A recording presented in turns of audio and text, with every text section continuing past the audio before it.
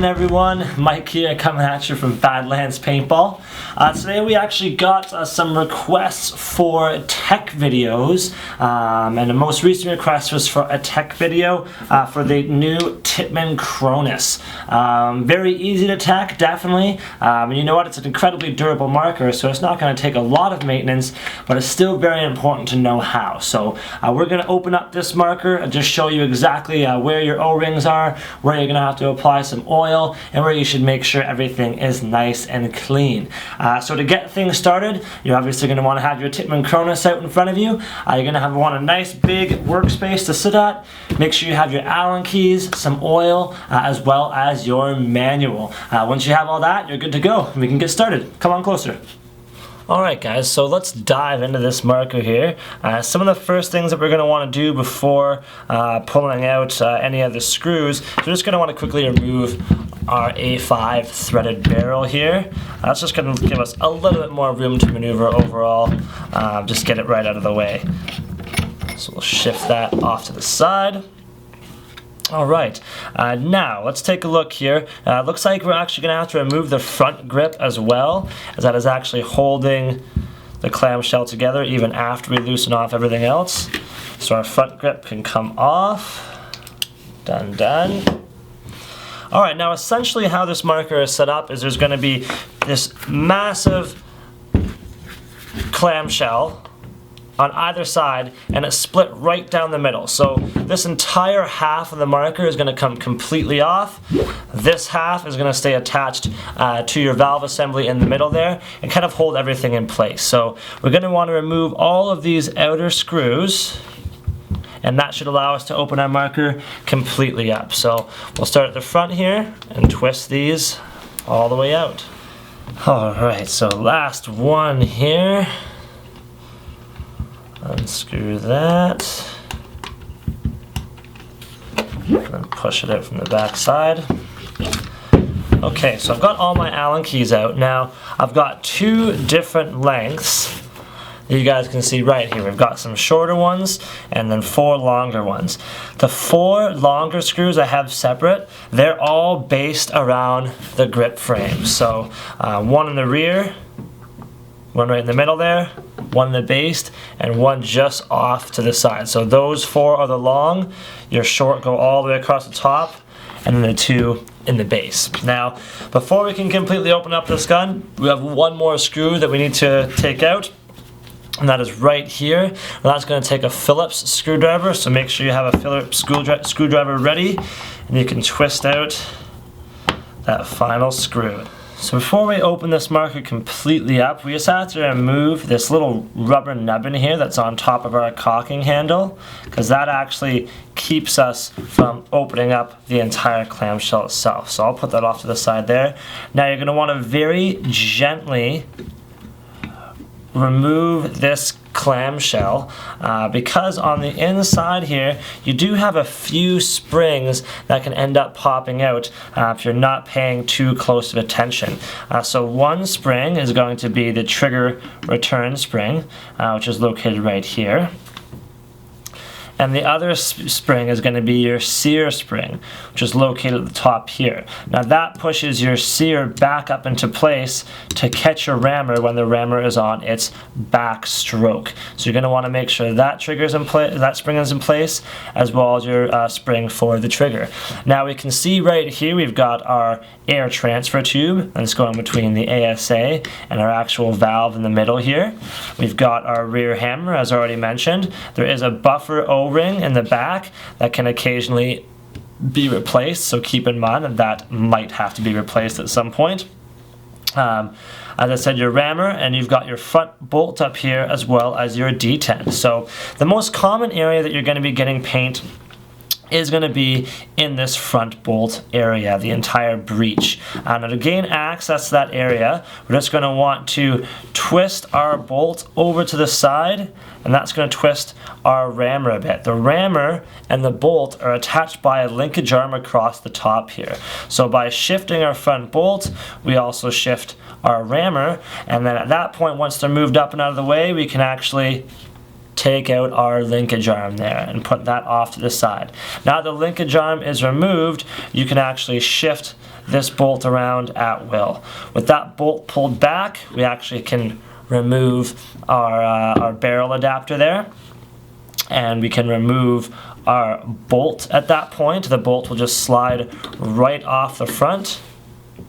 We can also remove our detent. So our detent is actually what holds our paintballs in the breech and keeps them from falling out of the barrel before firing the marker. Now occasionally these will have to be replaced and repaired. They do wear down, they can get chipped, they can get damaged, and at that point you need to replace them. So that detent goes right there like so, and you can remove it at will. Now that we've got our bolt, our detent, and our barrel adapter removed, we can actually clean out this area of any paint that might be stuck in there. Just with a little bit of paper towel, you can wipe that all down, make sure it's nice and clean. The other main area that you're not going to want a lot of dirt debris is going to be right in this rear section here, as well as on the actual marker here as well. So if we want to remove our rammer, we can actually just pull it up and out of the way, just like so.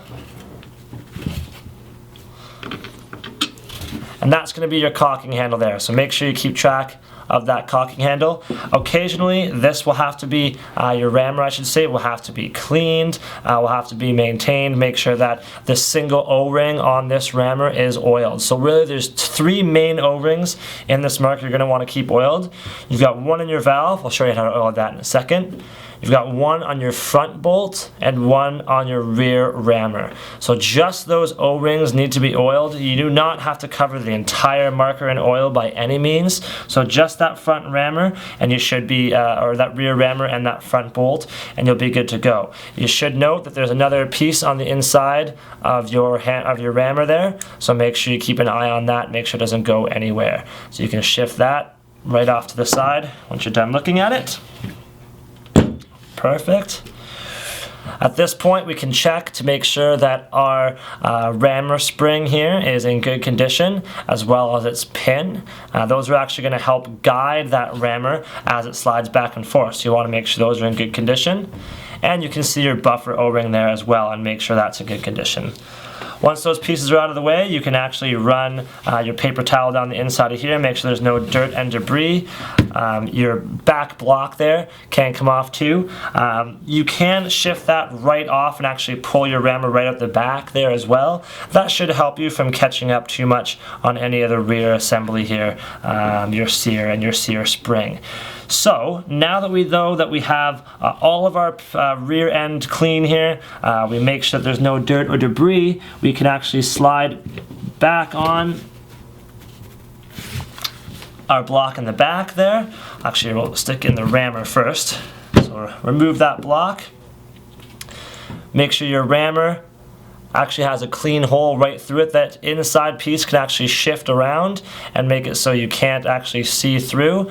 So make sure you have a nice clear hole through and you're good to go. Now you're going to want to install this rammer with this small hole facing up towards the top of the gun. So we'll slide that in place, just like so. Our hole's still facing up. Perfect. At this point, we can slide in our cocking handle. Make sure the hole is facing to the back, because this pin's actually going to go through it. Just like so. Now we can put our pin into the back of our block in the rear, and then spring load everything right into place. Now make sure that your sear and your sear spring are still in place. All of your pins are still in place when you stick that rammer back on there again. All of our triggers still good to go. So now I've cleaned out the front of my breech. I've oiled my front bolt. Oh, and look what we forgot, guys. We forgot our rear buffer O-ring. So if you want to install that, again, you can just pop out this rear block. Make sure that buffer O-ring gets placed between the rammer and the spring. Now install that again. So there we go. Now we've got everything in place where it's supposed to be in the back. Guess we won't make that mistake again, will we? So now, like I said, now that we've got the breech cleared out here, we've got oil on our front bolt. We can slide that front bolt back on again over top of the power tube. We've got our replacement detent. We can place back where it's supposed to be. Our barrel adapter can slide right into the front. And at that point, the bolt is going to slide up into the barrel adapter. Make sure your detent stays in place. And now we can attach our linkage arm again. Attach that linkage arm, shift it back into the upward position, and now we're going to be ready to reattach our other half of our clamshell. Make sure you're keeping an eye on that safety so it doesn't get jammed up anywhere. You're just going to want to place the shell right back on top of where you had it. Just like so. Now it should sit really nicely. If you're meeting a lot of resistance, just might mean that you've got something a little bit out of place. You'll know that you're definitely in the right spot when your safety shifts back and forth like that. So now all you're going to want to do is reinstall some of your Allen keys. I'd probably start down at the bottom here, and then move your way around to each one of the corners. So I'll do here next, then here, and then you can fill out the rest. So I'll put in this bottom one. Don't forget to attach your rubber nubbin again. Bam, on there. Back corner. This is one of the shorter ones. So long one, short.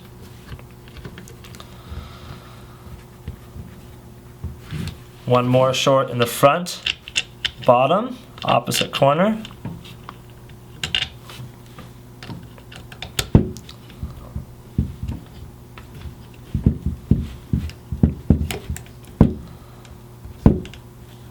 Perfect. I'm just going to quickly screw in our Phillips head screw here.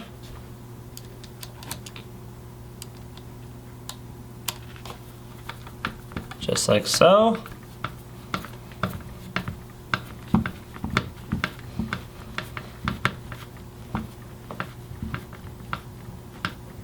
Perfect. Hand tighten with all of these screws, okay? No need to over tighten them. All right, now we've got our 3 remaining long screws. They're going to go 1, 2, and 3. And our 4 remaining short screws are going to go right across the top and 1 in the base here. All right, last one.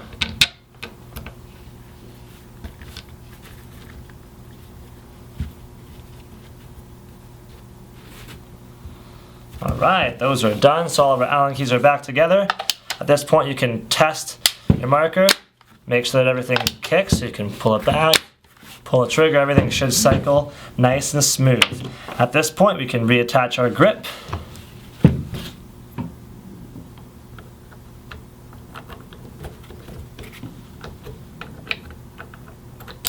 Just like so.